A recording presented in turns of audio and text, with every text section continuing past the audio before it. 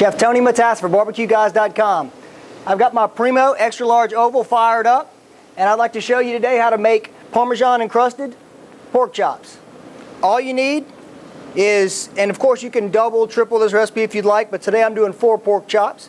You've got 4 center cut, about 1 inch thick, bone in.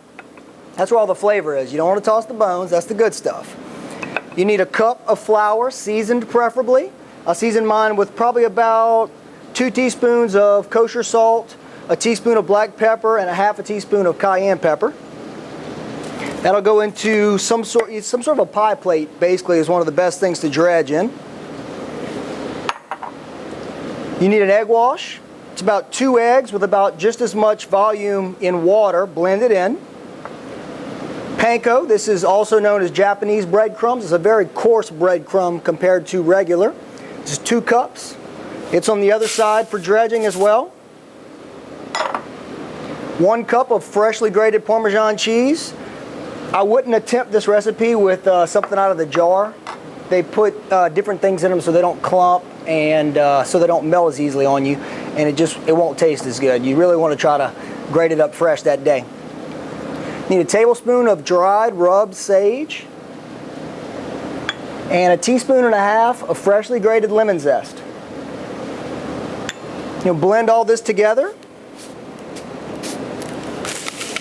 Once you get this blended up, all you have to do, and also by the way, I have my grill preheated. It's at about a medium-high temperature. Once it's blended up, all you do is take your pork chops, dredge them in flour first, shake off any excess, give them a little ride through the egg wash there, and then plant them down in the panko mixture. And you'll want to do wet hand, dry hand, so keep one hand relatively dry. Okay, you just pat that down.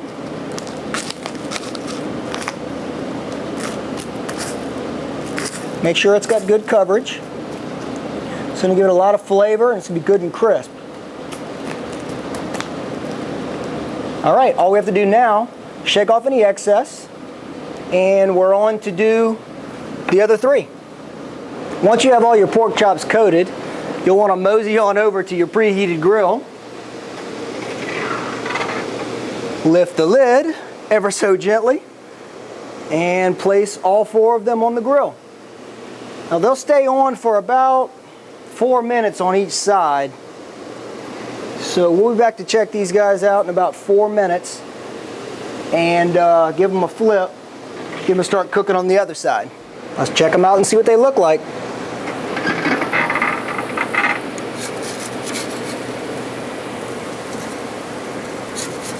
Looking good so far.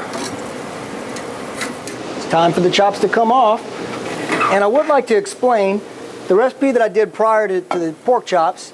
I had a 2-zone fire, and that's why the color differentiation, because the way I split it down the center. But it goes to show you how evenly the Primo does. You have 2 zones split basically right here, and just that close.